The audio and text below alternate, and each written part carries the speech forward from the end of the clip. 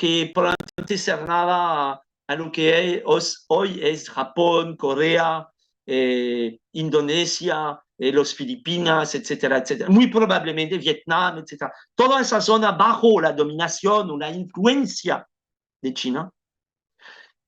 India, ahí. Y en la época, en América Latina, como en África, no tenemos lo mismo. Son dos continentes que en ese entonces, o sea, todavía estamos como un siglo antes de Cristo, ¿no? Todavía no hemos entrado en la edad moderna, bueno, en la edad cero. Tanto el continente africano como el continente americano, norte y sur, no tenían esta misma organización. Por varias razones. Y les voy a ser absolutamente sincero, no conozco lo suficientemente bien esos periodos de esas zonas para comentarles a profundidad. Me gustaría, es unas cosas que todavía tengo que aprender. Pero lo que sí sé es que, curiosamente, esas dos zonas, todo el continente americano, norte, sur y África, quedaron como marginados o no tan integrados a los primeros núcleos de la primera globalización. Entendadme bien, no estoy hablando de una globalización tal cual la conocemos hoy, ¿eh? Obviamente.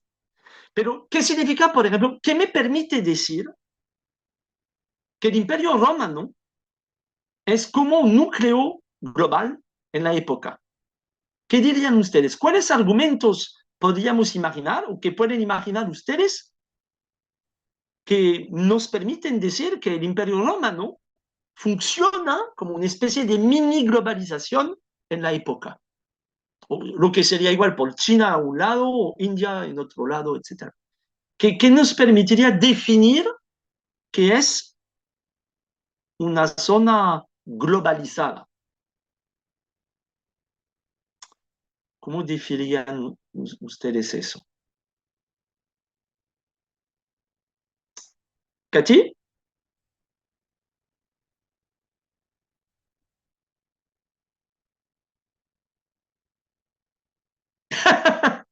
Pues en el caso del Imperio Romano funciona muy bien.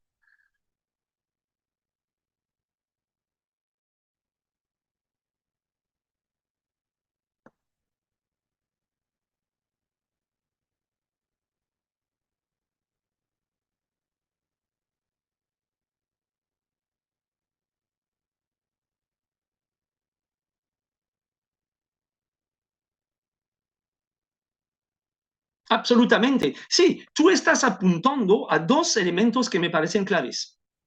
El primero lo voy a retomar así, todos los caminos llevan a Roma. Pues eso estaba bien cierto. Infraestructura. Que si quieren comerciar, precisan de rutas. Rutas marítimas o rutas terrestres. Aeronaves, no, no había. Pero bueno, animales para las calles y las muy famosas calles romanas. No sé si saben, pero hoy día todavía hay algunas autopistas que están siguiendo la trayectoria de vías romanas. Por ejemplo, en Francia pueden ir desde Lyon, la segunda ciudad de Francia, hasta la tercera ciudad de Francia, Marsella, en el borde del Mediterráneo, siguiendo el Rhône, que es un río, y el camino que toman, que sigue la autopista, es el mismo camino de la vía romana. Obviamente la vía romana desapareció, pero está el mismo camino. Si van desde Marsella hacia Barcelona, en España, bueno, Cataluña, España todavía, siguen la vía romana de la época. Es increíble, ¿no? En el centro de París, cerca de mi casa, hay una calle que parte del centro de París y sube casi en línea recta hacia el norte. pero después ya la ciudad se modificó tanto que se perdió. Esta calle se llama Calle de Saint-Denis. Bueno, es la antigua calle romana que salía de la antigua capital Lutecia, el nombre antiguo de París, en la época romana, y así iba al norte. Y esta misma calle existe aquí desde la época romana. A mí me fascina. A mí me fascina completamente eso. Y les voy a sorprender, pero cuando yo la tomo, es mi sentido de historiador, ¿eh? A veces me pregunto qué me podrían contar el suelo si podría hablar de lo que vio pasar. 2000 y pico años de historia bajo mis pies. Es curioso, ¿no? Pero, ¿saben? Yo sentí la misma cosa cuando yo visité, no sé, Chetumal o San Andrés, eh, Chichen Itza o, o lugares arqueológicos así. Pensar que gente vivió aquí, se amaron, se detestaron, se mataron, comieron, festearon. ¡Wow! Por eso, a mi forma de ver, son lugares imprescindibles, que nos dicen algo de nuestro pasado. Fin de paréntesis. Infraestructura. Sin infraestructura no hay comercio. Sabemos, ¿eh? Eso es cierto. Y es verdad hoy. Sin una buena autopista, sin un buen aeropuerto, sin un puerto adecuado, no funciona el comercio. Pues en la época casi igual, menos los aeropuertos. Segundo, tú lo mencionaste, Katy, diversidad poblacional. No es tanto por ser diversa, pero si es diversa, prueba que hay intercambios. Y la gente viaja. Los objetos no viajan solos. En los botes hay marineros. Y los marineros se asentan en puertos, conocen a personas, se casan, se establecen, cambian de país, vuelven a su tierra natal, tienen hijos. Muchos dicen que los marineros tienen hijos de los dos lados. Pues por algo será. Pero es esta mezcla poblacional que importa. La gente se intercambia no solamente sus bienes, sino sus costumbres, su forma de hablar, sus religiones. Tercer elemento que ustedes no perciben, en este imperio hay una capital, Roma. Hay un centro de poder. No es el único, pero es el centro donde radica el emperador, el Senado. Y el emperador y el Senado, o sea, el poder político, emiten leyes. Y las leyes son leyes del imperio. O sea, si miramos este mapa, aquí, en lo que es Gran Bretaña, acá, que es España, o aquí, que es Turquía, son las mismas leyes del imperio. No en todos los asuntos. El imperio romano había entendido que para gestionar una diversidad tan enorme, había que hacer una especie de conjunto que hoy día llamaríamos federación, un poco como Estados Unidos, ¿no? O México, o los estados federativos, la ex Federación Centroamericana. Unas leyes federales, las mismas para todos, y después leyes locales que cada quien se arregla. Es exactamente así como funcionaba el Imperio Romano. Por eso no había guerras religiosas. La gente podía conservar su religión de origen. La única obligación, realizar los cultos al Imperio Romano y al emperador. O sea, reconocer la autoridad del emperador. Pero fuera de eso, podían seguir sus cultos sin ningún problema. No sé si de hecho en el mundo de hoy estamos tan capaces de hacer lo mismo. O por lo menos tenemos problemas con eso a veces. Pero bueno, los romanos habían resuelto la problemática. Y a nivel económico, una moneda, la moneda del imperio. Ya no habían monedas locales que se mantuvieron.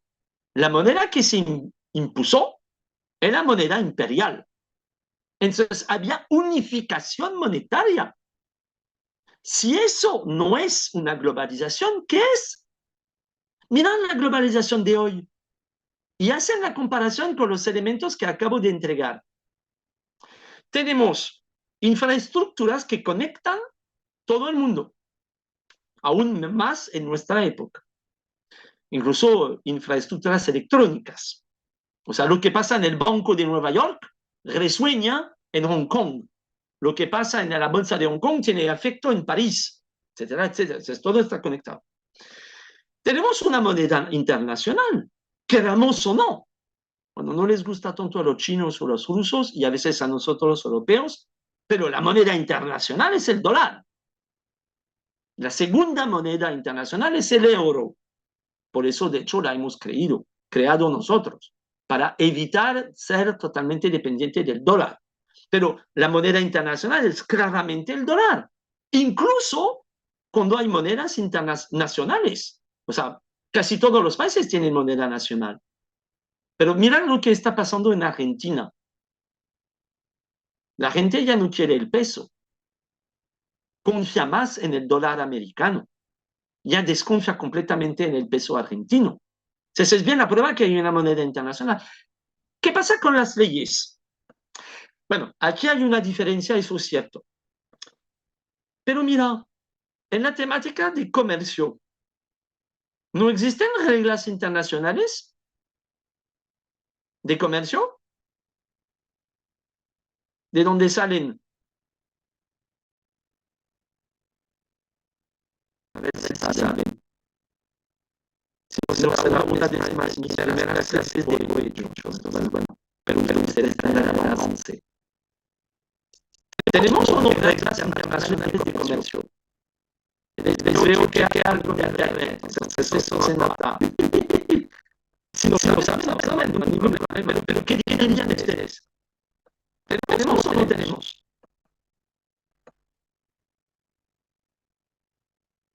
José, Fatima, David, Génesis. A mí o sea, la organización que me viene es la World Trade Organization. Es exactamente eso. La OMC, la Organización Mundial del Comercio, the World Trade Organization, con su sede en Geneva, Suiza. Pues tienes totalmente razón.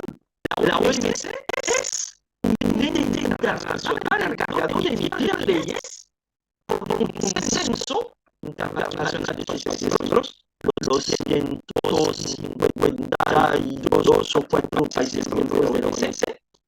Y ahí los países miembros se ponen de acuerdo, más bien desde rato se ponen de acuerdo, por eso ya no funciona, por eso tenemos problemas, pero se ponen de acuerdo para establecer reglas que funcionan en el imperio global del comercio. Ya no es un imperio nacional, aunque no podría hablar de la independencia estadounidense. Eso es cierto. Pero hoy día en la OMC hay una influencia europea. Hay también cierta grado de influencia china. Por decir, de acuerdo. ¿Qué opinan, por ejemplo, de un TLC? Un tratado de libre comercio. Pues fija reglas comunes entre un grupo de países.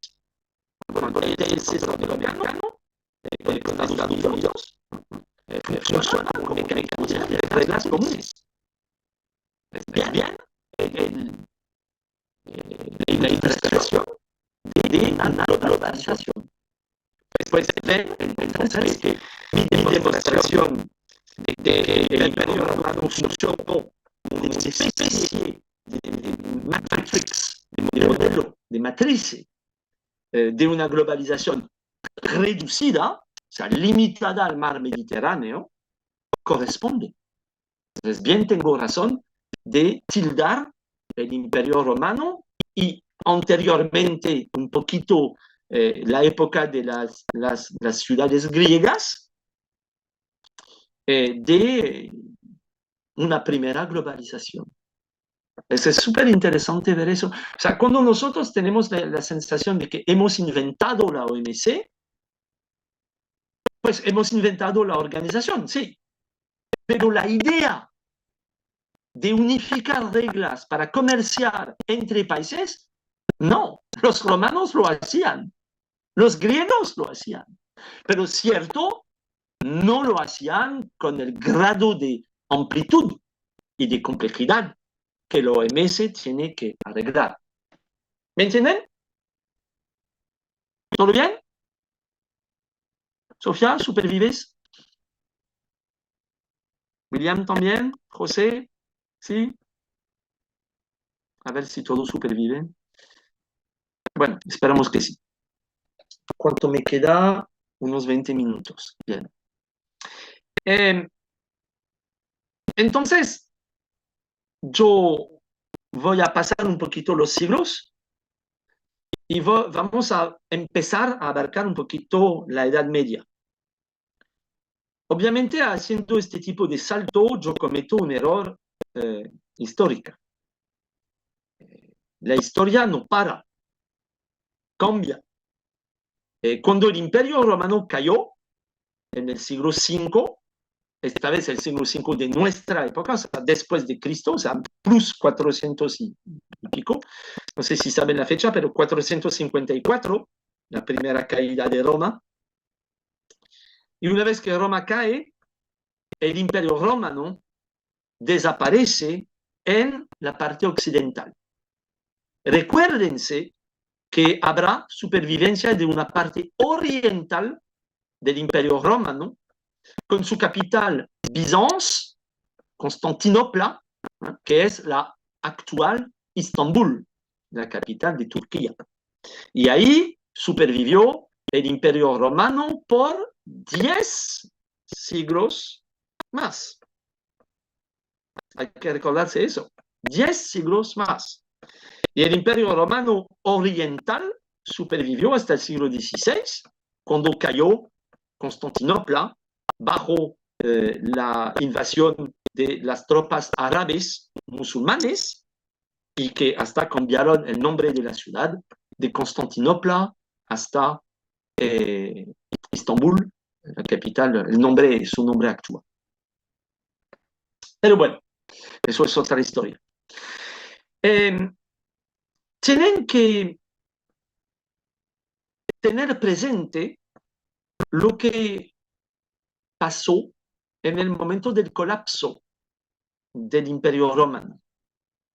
Todo lo que acabo de decir, infraestructura, moneda, poder político, leyes, todo eso desapareció. Y lo que a mí como historiador me fascina es que desapareció súper rápido. O sea, se tomó siglos para elaborar y desapareció en décadas. Ni siquiera décadas. Es sorprendente.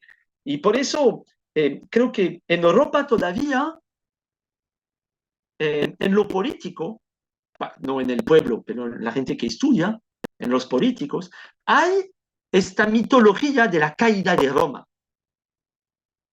¿Por qué nos impactó? Somos Francia, España, Alemania, somos hoy los frutos derivados de la caída de Roma. Si Roma no hubiera caído, tal vez, bueno, es inútil reescribir la historia, ¿no? Pero tal vez no seríamos tal y como estamos. Si el imperio hubiera supervivido por más siglos, ¿cómo nos hubiéramos desarrollado? No tengo la menor idea. Pero eso representa un colapso. Y entonces siempre en los europeos hay una especie de mitologificación de la época del Imperio Romano, donde todo está muy bien, civilizado, organizado, apaciguado, etc. Es completamente mitológico, pero representa una especie de paraíso del pasado, ¿no? Especialmente para los italianos, pero para nosotros también. En fin. Y se puede observar con el cuidado que tenemos hacia las ruinas romanas. Ah, estas sí son protegidas. y la gente les visita, es importante en la historia, ¿no? Cuando no es importante, pues las ruinas se olvidan, desaparecen, en fin. Ahora bien, la Edad Media, tengo que también empezar con una pequeña introducción. La Edad Media suele ser descrita como las edades negras. Y después de eh, el trono de hierro, después de la, la historia de los dragones, después de esta descripción al estilo medieval, es aún peor. Hay mucha gente de su edad que percibe la Edad Media al estilo Game of Thrones. Pues no les voy a mentir, no es totalmente erróneo. Pero lo que sí es erróneo es otra vez pensar que la Edad Media en Europa es un periodo negro. No lo fue. O más bien dicho, no lo fue siempre. Hubo momentos feos de guerra civil, casi, de tribus que peleaban permanentemente, de alianzas que podían cambiar del día a la mañana, de masacres, de, de crisis de hambre, de la pesta negra, etcétera, etcétera. Eso sí, pero hay una especie también de mitologización de la Edad Media como una época feísima entre la antigüedad superbe, organizada, simétrica, muy desarrollada, y el renacimiento italiano, que es el renacimiento. Mirad la palabra, renacer.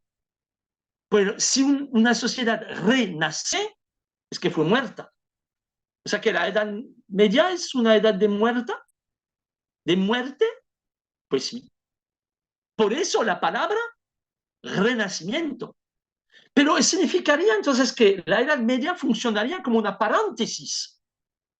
Casi habría que olvidarla, borrarla. Una época negra de violencia. Pero no fue tanto así. Otra vez, es totalmente mitologizado. Y si bien hubo momentos duros y feos, toda la Edad Media no es Game of Thrones. Es erróneo, totalmente. Y al revés, curiosamente, es también un momento en que hubo un montón de invenciones, de redescubrimientos, y es lo que voy a intentar compartir con ustedes. La segunda cosa que quiero que anotan sobre la Edad Media es que toda la Edad Media europea se desarrolla bajo la Iglesia Católica. Es mega importante, perdón, disculpa, me expreso mal. Es bien importante tener eso presente. No tenemos ya una autoridad política unificada, pero hay algo que una, de cierta manera, los europeos, supuestamente es la religión. Y diría de manera un poquito irónica, es al revés del Imperio Romano. En el Imperio Romano había unificación política, pero diversidad religiosa. La Edad Media es unificación religiosa, pero diversificación política. Cada quien en su territorio.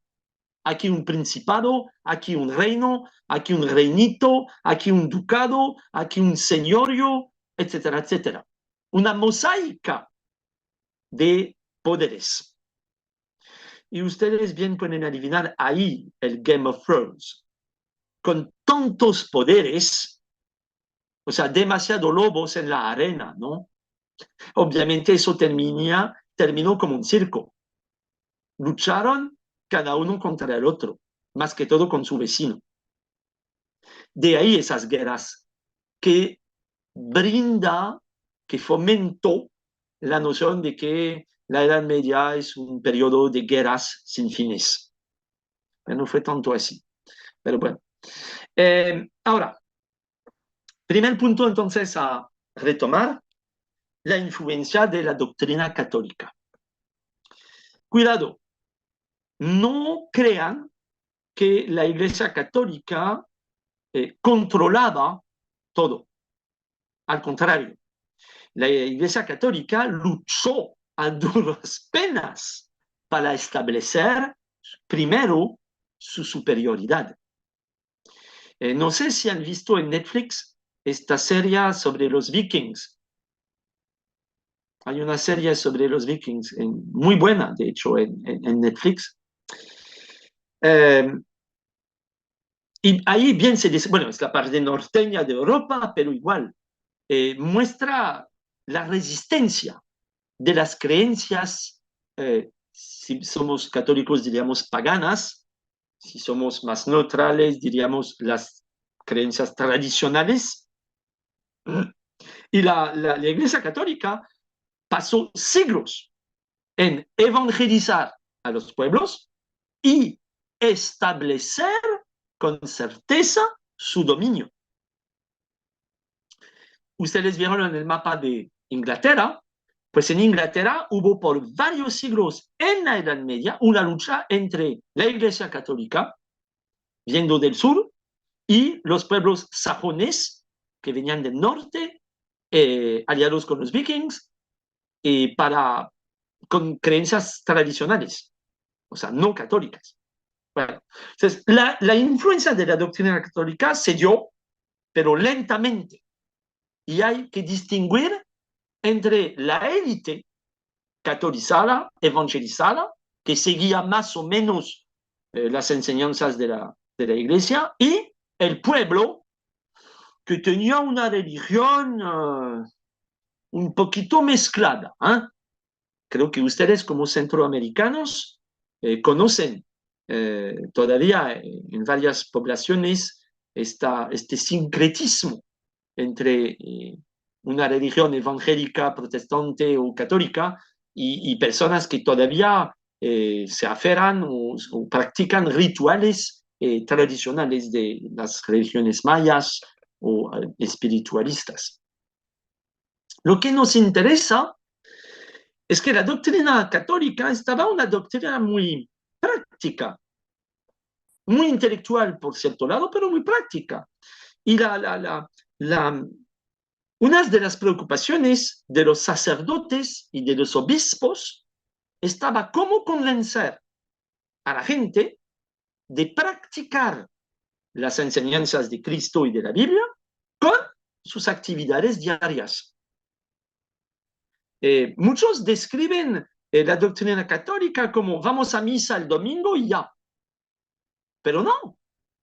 En la época, y ustedes en El Salvador bien lo saben, que todavía existe, hay gente que va a misa todos los días. Es lo que hacía la gente en la época, no solamente el domingo. La gente presenciaba misa todos los días. Obviamente había gente que iba más o menos. Pero ¿cómo puedo ser yo un paisano que precisa cuidar de su ganado, que precisa ir al bosque para agarrar madera, leña para el fuego, que precisa cuidar de sus campos y al mismo tiempo dedicar tiempo a la misa, o sea, a Dios, cuando timbra el campanil, la campana que me convoca a misa? ¿Cómo lograr eso?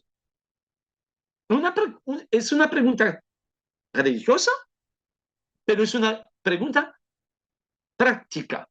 Y la gente no lo percibe así, pero es cierto. O sea, la cuestión es cómo conciliar vida cotidiana con obligaciones religiosas. Y es una pregunta que uno ve a través de toda la Edad Media. ¿Qué significa ser un católico? ¿Qué es ser cristiano en la vida real? En particular, unas preguntas resaltaron. La primera es una discusión muy religiosa sobre propiedad privada y bien común. Ajá, diría Elizabeth, eso me recuerda algo. Nada de Platón y Aristóteles aquí. Lo curioso es más bien, digamos, interés económico. Yo quiero desarrollarme, quiero enriquecerme, pero la iglesia dice, cuidado con lo que nos es común. ¿Alguien me podría traducir la palabra iglesia? ¿De dónde viene la palabra iglesia? Ajá, creo que voy a preparar la discusión para escribir.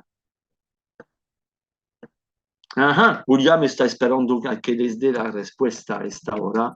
Ya dice, estoy digestionando. Pero iglesia viene del griego, lo saben, cuando lo voy a poner van a decir, Es ah, algo que tiene que ver como de asamblea o no. sí, absolutamente, bravo. Viene de la palabra griega eclesia. Y una eclesia es nada más que una asamblea. La iglesia es la asamblea de los creyentes. Punto. Nada más, nada menos. Entonces es algo común.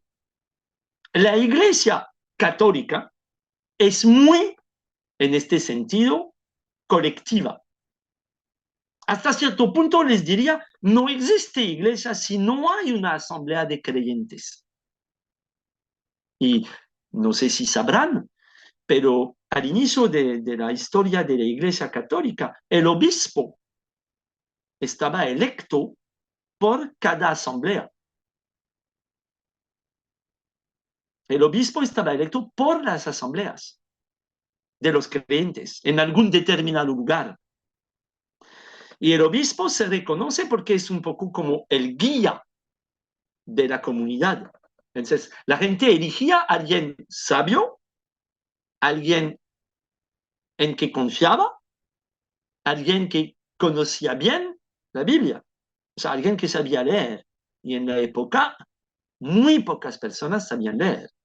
Entonces, bueno, es eso que tenemos que tener en mente. Hay en la Iglesia Católica algo, un debate sobre hasta qué punto los bienes tienen que ser comunes o son remitidos a lo privado. Es una de las cuestiones que la Iglesia tiene. La segunda pregunta, y ahí la pregunta de William retoma viva, es la cuestión del dinero y del préstamo. Y otra vez, como ya lo mencioné, basándose en la Biblia, pero también lo curioso, basándose en Aristóteles, o sea, basándose en un filósofo griego pagano. Ahí viene la gracia, ¿no? La Iglesia Católica condenó y repitió su condenación del préstamo con interés. No el préstamo solo, el préstamo con interés. Lo ven ahí, yo puse un par de fechas, 1139, 1179, 1215, etcétera, etcétera, etcétera. ¿Qué nos muestra esta repetición de la condenación? ¿Por qué la Iglesia, cuando reúne a sus jefes, lo que se llama un concilio, por qué repiten la condenación del préstamo eh, con interés? ¿Qué significa? ¿Qué nos demuestra el hecho de repetir así la condenación? Es la Iglesia, la han condenado ya. ¿Por qué repiten la condenación? O sea, ¿la gente está sorda o qué? Sí, bueno, ok. William nos puede decir, pues la gente no sabe leer, entonces no puede. Sí, pero los sacerdotes decían, la iglesia dijo, el papa dijo, escrito, el obispo me explicó. Bueno, pero ¿por qué hay que repetir a cada rato? Miran, 1139, 1179, 1215, o sea, no paran. ¿Qué les pasa? Pero les voy a ser sincero, es fácil entender. Tenían que repetir la condenación porque la práctica existía. La gente se valía de lo que la iglesia decía. Incluso la autoridad del Papa, la gente se valía eso. El Papa podía bien condenar al préstamo con interés, la gente hacía préstamo con interés igual. Eso nos dice dos cosas, sino tres. Primero nos dice que existían los préstamos con interés. ¿De qué sirve condenar algo que no existiera? Entonces existió. Si la condenación existe, es que el hecho existe. Segundo, la autoridad de la Iglesia en esa materia no alcanzaba. O sea, aunque la Iglesia tenía sí poder, no lograban prohibir la práctica del préstamo con interés. Y así tenían que repetir y repetir y repetir, pero no funcionaba. Esa tercera idea significa que en lo económico ya se había producido cierto grado, y subrayo, cierto grado de divergencia entre la doctrina de la Iglesia y lo que la gente hacía en el campo económico. Bastante interesante eso. Y son esas condenaciones que nos los demuestran. También tenemos otros documentos. Si quieren saber, tenemos cartulinas, documentos de la época con contratos de préstamos con interés. Sabemos que eso existe. Bueno, señoras, señores, ya es hora. Espero que no les aburrí otra vez demasiado con todas mis historias. Y entonces el momento que el tío Thierry se retira a dormir, se ha dicho, o casi para mí. Espero que hayan aprendido algo que les interesó. Miércoles, no pierdan tiempo, husmean bien en el Moodle para elegir a sus textos. Sería muy conveniente que miércoles ustedes ya sepan más o menos sobre cuáles textos van a querer trabajar, que hayan hecho su elección, para que después tengan el tiempo de leer, pensar, hacer un poquito de búsqueda, equivocarse, volver y así poder redactar a bien la primera entrega, porque el tiempo siempre vuela. Entonces, bueno, cuidado y nos vamos a ver el viernes para seguir la historia de la Edad Media y avanzar en el tiempo. Cuídense.